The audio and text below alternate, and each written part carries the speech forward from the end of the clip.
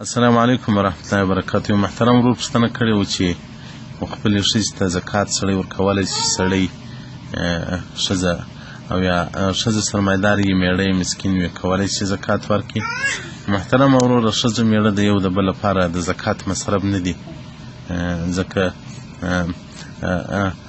ابي بکر المرغناني رحمة الله علیه صاحب الهدایه وایي ولا الی امرأته للاشتراک فی المنافع عادة نه دي ښځې ته زکات ورکوي، نه دي روا، او دغه ډول دي نه ښځه و میړه ته زکات ورکوي. د ابي حنیفه رحمة الله علیه هدایه شریفه جلد اول صفحه 183 باب المصارف، او دغه رنګه در المختار په همیش رد المحتار صفحه 306 جلد دوم باب المصرف، او دغه ډول فتاوی هندیه جلد اول صفحه 180 باب المصرف.